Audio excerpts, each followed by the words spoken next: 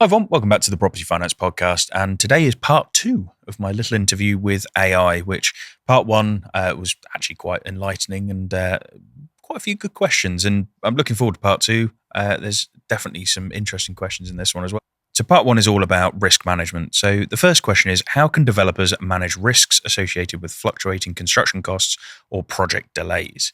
So this all comes down to the team that you've got around you, is the first thing that I would say. So the only way that you can mitigate potentially against some of the costs is obviously by doing potentially a feasibility report up front. That obviously gives you the benefit of knowing what your build costs are going to be. The tendering process, obviously getting into JCT contracts, again, fixes down some of those prices.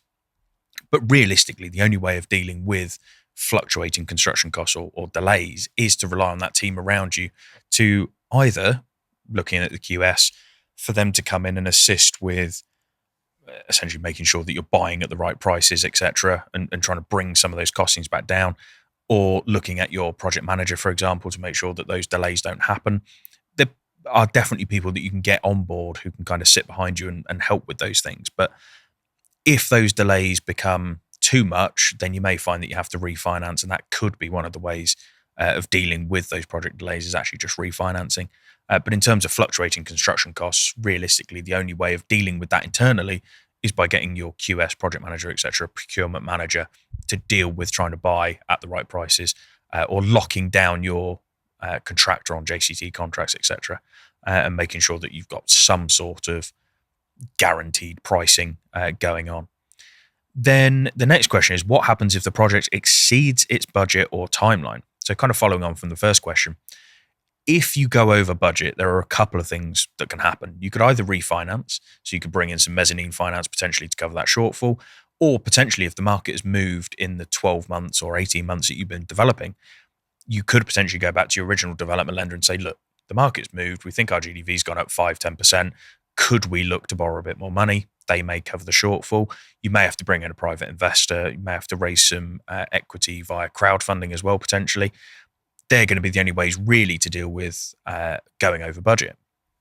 If you exceed your timeline, there's a couple of things you can do. You can either look to refinance, which a lot of this comes back to refinancing, but it's because there's quite a few products available for refinancing, obviously sales, bridges, etc.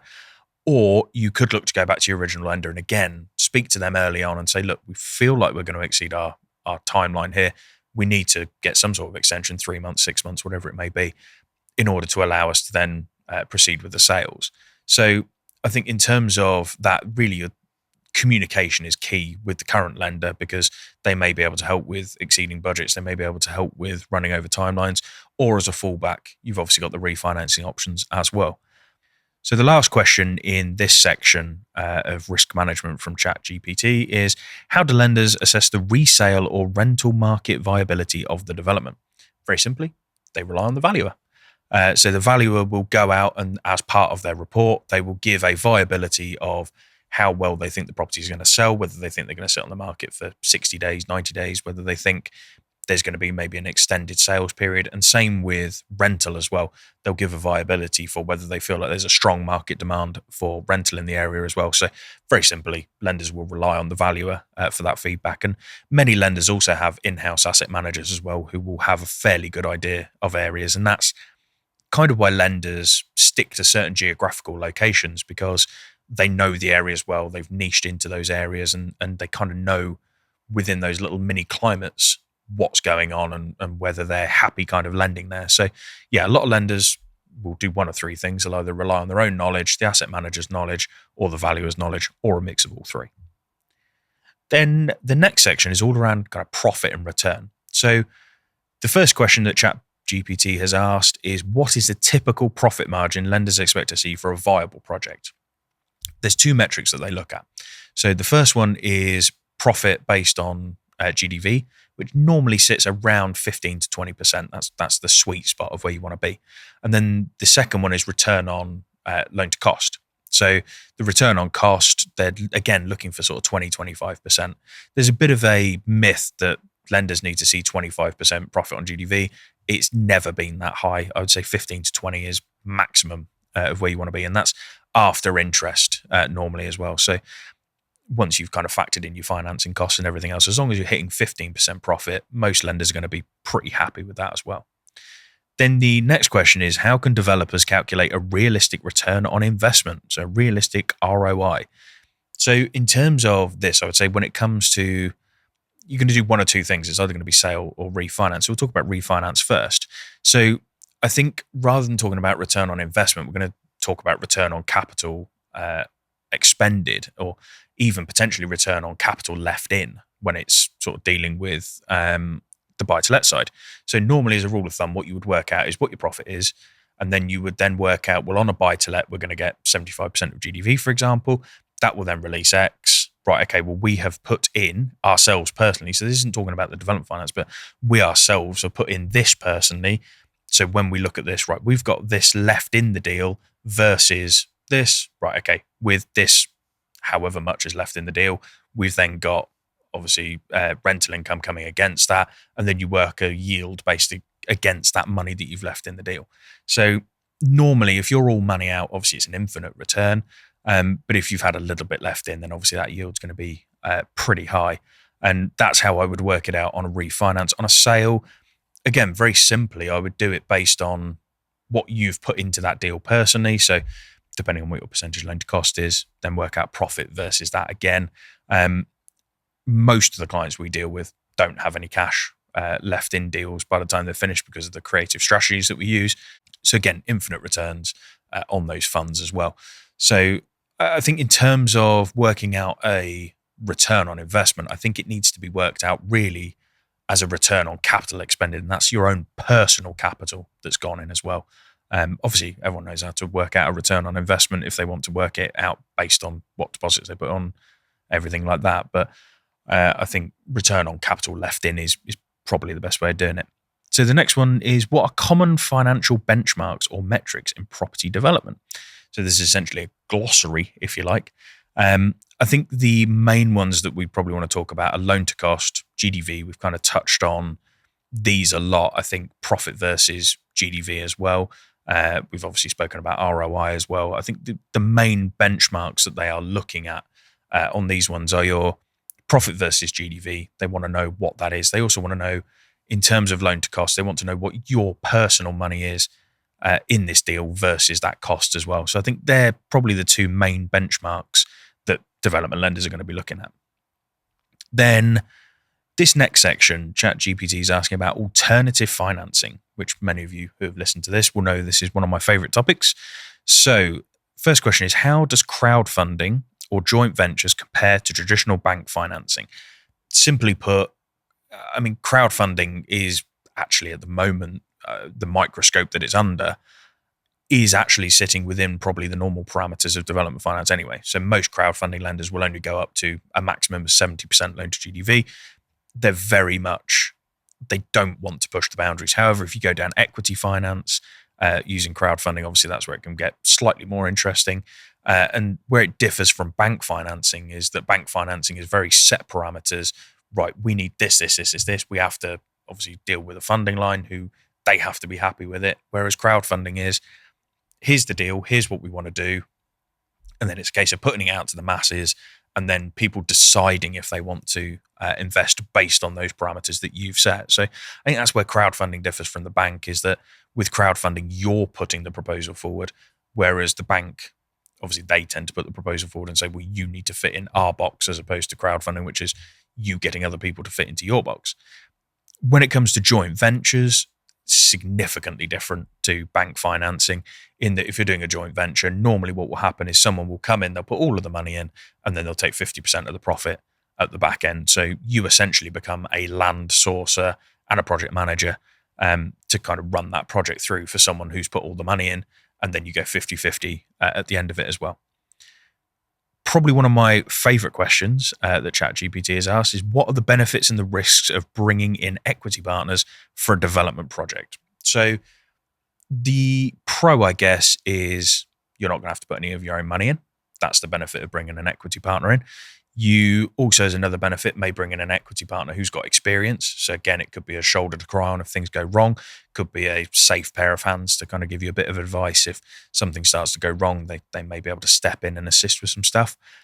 The biggest risk, I think, for bringing an equity partner in is actually the same as the con, in that you're going to have none of your own money in. That's going to make raising development finance trickier, potentially, if you've got none of your own money in, especially if they're not taking shares. They may just take a charge rather than a share. It could make raising that development finance a bit trickier. The other thing is that you're potentially going to be over leveraged as well. So if the market drops, you haven't only got to worry about paying back a bank, you've then also got to pay back an equity investor as well.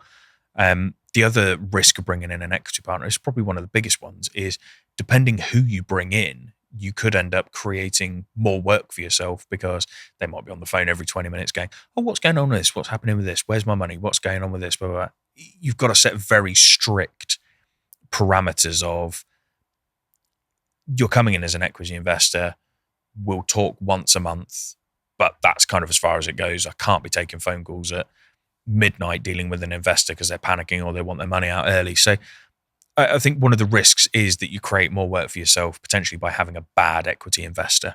But I think to a degree, the benefits outweigh the risks, in the sense of, at least you can then do more projects because you've got less money, or less of your own money in the deals, and it just allows you to grow quicker. Then the last question from ChatGPT on this little section is, how can private lenders or institutional investors be approached for funding? So this is talking about not how to approach a bank. This is talking about essentially approaching a private investor, or potentially a hedge fund, or a large investor. And I think a lot of it comes down, especially when it comes to the institutional investors, you need to have a track record. You need to have something that you can show. You need to be putting yourself out there on LinkedIn, even Instagram and Facebook to a degree, because you never know who's watching. But LinkedIn is where most of the institutional investors are going to be. Get a track record out there, show what you're doing, what you're delivering, have a niche product. There's a couple of guys on LinkedIn who do auction trading. They're constantly talking about auction trading, constantly talking about, this is what we're doing, this is what we've done, here's what we've achieved, here's the profit that we've got. And they're getting approached by people saying, well, we're an institutional investor, we've got hedge funds, we've got large investors behind us, we're willing to put some cash on the table for you. And I think that's their social media presence has led to that, and their track record has led to that.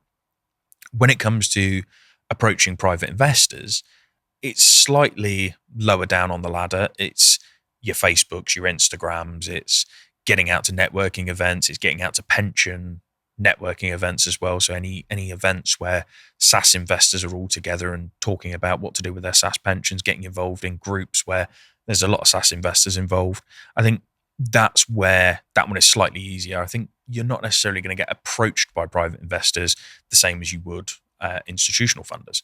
So I think getting yourself out there on Facebook, Instagram, networking events, all that kind of thing, doing a podcast, all gets you in front of sort of private investors. So I think that's probably the key ways to approach each of those. Then ChatGPT asked about exit strategies. So what are the typical exit strategies in property development? So, your first one, sales. So just literally building to sell. Then you've also got, obviously, build to rent schemes. So it may be student accommodation, it might be housing associations, it might be just standard open market rentals. You've then also got, obviously, dealing with sales bridges as well. So that is an exit strategy. Obviously, you are still selling, but that is a product to exit to that point. You may have these guaranteed purchases as well. So people who come in might be housing associations, might be supported living, might just be large institutional investors, come to you and they say, right, we will buy this entire development off you for 70, 80% of the market value. So that could be an exit strategy there as well. But as a rule of thumb, your main ones are either sales or refinancing. Next question is, how does the chosen exit strategy affect the type of finance a developer should seek? So when it comes to development finance, it doesn't really matter if you're selling or refinancing. It doesn't affect your development finance. But I think where it does have an impact is if you've got a housing association or a purchaser agreed up front, because what it actually does is it allows us to approach maybe development finance lenders who are ahead of where you should be. So if you're a first-time developer, you're not going to be dealing with challenger banks. You're going to be dealing with private lenders. If you're a first-time developer with a guaranteed purchase in place, you're going to be dealing with the challenger banks. So I think that's where the exit strategy does help, because if you can get those guaranteed exits in place, it just makes it so much more appealing to a development lender. And then the last question in this section is, what contingency plans should be in place if the initial exit strategy fails? So I think this is only really relevant with sales. So if you're trying to sell and the market drops or whatever, you need to be in a position where you can rent those properties. Now, we've got ones at the moment where we've got people who have built £800,000 5-bed houses. They're struggling to sell them, but they're also going to struggle to rent them, because an £800,000 house is probably only going to rent for £2,500 in Lincolnshire, which is where these are. It's not going to be suitable for a buy to let. So I think in that sense, if you're going into property development, you need to make sure that you're building something that can sell and that can rent, because you need to be able to hit both sides of that. And I think then also, if you're looking to refinance and the refinance fails, you also need to be aware of how you can obviously sell those properties as well. You need to be confident in the sales figures. If all else fails, it may also be that you need to be prepared to auction those properties as well. And I think the other thing that we've seen with a lot of people is they'll get housing associations lined up, and then the housing association will fail to go through with the purchase. Again, it needs to be that you're doing a development that works not only as a housing association purchase, but also as a standard open market as well. So don't go into development. I suppose this is the bit of advice. Don't go into a development that only has one exit strategy. So if it only works as a housing association development, I would say steer clear, because if you fail to get that housing association to complete, you are stuck with a development that realistically you then can't exit. Then the last section is market conditions. This should be a good one. So how do interest rate changes affect development finance? So we've spoken about this a few times on previous episodes. A lot of development finance lenders aren't affected by the Bank of England. So a lot of them are privately funded. They just set their own interest rates, and they're happy to just work at whatever interest rate works for them, with them being privately funded. However, there are a couple who are linked to the Bank of England base rate, and as such will then obviously move around their interest rates as that rate changes. The thing to be aware of, I think, when going into development finance is there tends to be a tendency to only believe that a buy-to-let or a commercial mortgage can have fixed rates or variable rates, but development finance and bridging finance can too. So I think one of the big things is, when you are going for development finance, when you're going for bridging finance, make sure you understand, is it a fixed rate? Is it a variable rate? Is it linked to the Bank of England base rate? If it moves, how quickly is it moving at your end? You need to understand these things before you go into development finance. So I think that's a really good question. And yeah, hopefully just a little golden nugget there, just to check on your development finance terms, on your bridging loan terms. Is it variable? Is it fixed? Then the next question is, what role does market research play in securing finance and ensuring project success? This comes down to each developer personally, I think, because market research is going to be key here, really. So we're talking about checking for comparables. We're talking about speaking to local agents. We're talking about speaking to valuers, understanding the market. If you're getting into rentals, speaking to housing associations, understanding what it is they offer, what it is they're looking for as well, because a lot of them will have a shopping list of what they want to look for. If you're going into service accommodation, understanding the market locally for service accommodation. Is it going to be contractors? Is it holiday makers? What is it that you're actually looking for as a tenant? So yeah, there's a lot in terms of market research that you need to do to make sure that it doesn't really affect the securing finance bit. I think the finance, whether you've done your research or not, I think the finance is going to happen if the project works. But I think what it does do is give you some confidence going into the project that the things work and that your exit plans work, and it allows you just to set up a bit of an A to Z of, well, if this doesn't work, I know this works. And if this doesn't work, I know this works. So I think that's where the market research comes into play, and things like Rightmove, Zoopla, speaking to local agents, it's always the best thing to do. And then the last question of this series is, how should developers adapt their financial plans in response to economic downturns, of which we have had a fair bloody few? I would say, in terms of adapting their financial plans, I don't like the term financial plans. Adapting just their plans in general, I think, with the amount of economic downturns that we've seen, and I think there's still possibly some more to come in the future, but I think their biggest thing that they can do is surround themselves with good people, make sure that they're on the right finance, because there's nothing worse than being on a bridging loan or a development loan and then something happening in the market and you're over leveraged. I think that's one of the big things, is making sure you're not over leveraged. And I think getting the right team around you to deliver the project as quickly as possible, because if you think something's going to take 12 months and it then ends up taking 18 months, and because it took 18 months, you then hit this period of downturn, I think it's so easily avoidable. I mean, none of us have got a crystal ball. None of us know what's going to happen in 12 months. None of us know what's going to happen in 2 years. But I think what is key is getting things delivered as quickly as possible. And that's where that team is so key. Getting on the right finance and just making sure that if anything does happen, you're not all of a sudden at 80, 90% loan to GDV because the market's dropped, and making sure that your build costs aren't all of a sudden jumping up by 10, 20%. It's all about locking everything down as early as possible and as best you can, and then delivering everything as quickly and as best you can. And I think the other thing as well is a lot of people have come out of COVID, have come out of everything else that's happened, and have jumped into doing developments of large executive homes. And I think there is still such a demand for small 2-3 bed houses. I think that is where, if you want to protect yourself from a downturn, that's where you want to move your plan to, because the risk you've got is doing large executive homes that realistically there's only a very small market for, as opposed to doing smaller 2-3 beds, which there is a much larger market for. I think you just run the risk of putting yourself in a box that's very, very difficult to get out of. So I think diversifying what you're building as well is a massive help. So hopefully you've enjoyed my little out of the blue interview with AI. It's quite interesting, some of the questions it's come up with. All I would ask, if any of you have got any questions, if you're listening on Spotify, there is a way of putting comments on and asking questions. If you're watching on YouTube, obviously pop any questions in the comments. And what we'll do is we'll try and make this a bit of a regular feature where we answer your questions and potentially some more questions from AI as well. But yeah, hopefully you enjoyed it. Hopefully you found it useful. Catch you on the next one.